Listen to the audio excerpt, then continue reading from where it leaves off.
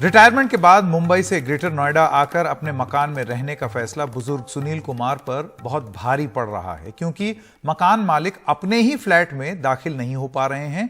उनका सारा सामान घर के बाहर सीढ़ियों पर रखा हुआ है और उन्हें अपने परिवार के साथ सीढ़ियों पर ही पनाह लेनी पड़ी है। वजह है कि किराएदार का उनके मकान पर कब्जा। एक सोसाइटी है स्काई गार्डन ग्रेटर नोएडा में, उसके 5वें टावर के 15वें फ्लोर पर किराएदार महिला सुनील कुमार पर तरह तरह के आरोप लगाकर मकान खाली करने से साफ इनकार कर रही है। इस मामले में बुजुर्ग मकान मालिक के समर्थन में सोसाइटी के लोग भी कैंडल मार्च लेकर के उतरे हैं।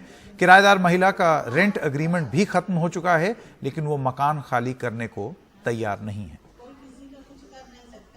खोसला का घोंसला फिल्म तो आप लोगों ने देखी होगी।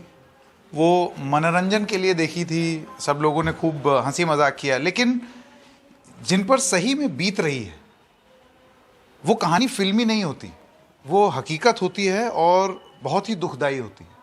और ऐसी एक कहानी ग्रेटर नोएडा में एक मकान मालिक हैं, उनकी है। ये उनका अपना घर है पीछे, जो कि आप देख रहे हैं। ग्रेटर नोएडा की एक सोसाइटी है श्री राधा स्काई गार्डन, उसमें उनका एक मकान है। इस मकान में एक किराएदार हैं और जो मकान मालिक हैं वो अपने ही मकान के बाहर अपना सामान यूं रखे हुए अपने ही मकान के बाहर सीढ़ी पर रहने पर मजबूर है। आइए उनसे बात करते हैं। नमस्कार, आपका शुभ नाम? मैं राखी गुप्ता जी। तो राखी जी, ये आपका मकान है जी। हाँ, तो क्या हुआ, अगर आप विस्तार से बताएं। एक्चुअली हमने ये मकान प्रीति जी को 2021 में लीज पे दिया था 11 मंथ्स की। जो आपकी टेनेंट है जो इसमें रह रही? हाँ। जुलाई मंथ में दिया था फॉर 11 मंथ। जो लीज उनकी पूरी हो गई 2022 जून में, मगर उन्होंने इसकी उस पर कोई ध्यान नहीं दिया। बस वो टालती रही कि हम कर रहे हैं हम। और फिर उनको हमने रिमाइंडर नोटिस दिया फिर में 1 महीने के बाद कि अभी ऑलरेडी 1 महीना हो गया है, आपने कुछ अपडेट्स नहीं दिए घर ढूंढने के कि आपने घर लिया कि नहीं। तो उल्टे हमसे कहने लगे कि आप आ जाइए, आपको हम तो रेंट पे घर दिला देते हैं। हमने कहा हमारा घर होता है।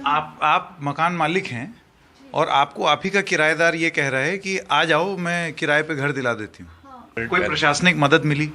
प्रॉपर रेंट एग्रीमेंट था 11 जुलाई 2021 से 10 जून 2022 तक। जैसा लाखी ने बताया 19 अप्रैल को फर्स्ट हमने नोटिस दिया था कि तो उसका ओके भी आया था। Okay, then we proceed ahead. आने के बाद 19 जुलाई को वी केम हेयर बिकॉज इनके एश्योरेंस पे, इनके कमिटमेंट पे we shifted our material over here, जैसे आपको बताया था। तब उन्होंने बता दिया कि हाँ आप लेके आ जाइए, हम शिफ्ट कर देंगे, तो कोई प्रॉब्लम नहीं है। तो उन्होंने चाबी मांगी कि भाई शाम को कभी ट्रक आएगा तो आप नहीं रहेंगी तो चाबी दे दीजिए। तो बड़े प्यार से बात करा करके कि भाई नहीं कोई प्रॉब्लम नहीं है, मैं 1 किलोमीटर के अंदर रहूँगी, आपको चाबी मिल जाएगी, उसका कुछ इशू नहीं है।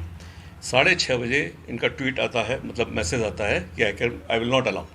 मेरे माइंड को स्ट्राइक कर रहा है कि I am the owner of this house. मुझे लगता है कि वो बहुत ही क्रिमिनल माइंड है, वो कुछ भी कर सकती है। मे बी उन्होंने इस करके कुछ पेपर्स भी बना रखे हो, तो कोई बड़ी बात नहीं है, वो कुछ भी कर सकती है। She is very criminal mind lady.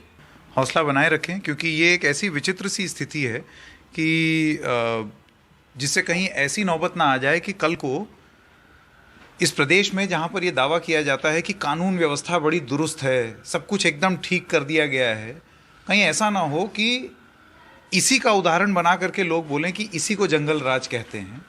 कि एक ऐसी स्थिति हो जाए कि किराएदार इन और मकान मालिक पूरा दस्तावेज होने के बावजूद सामान समेत आउट।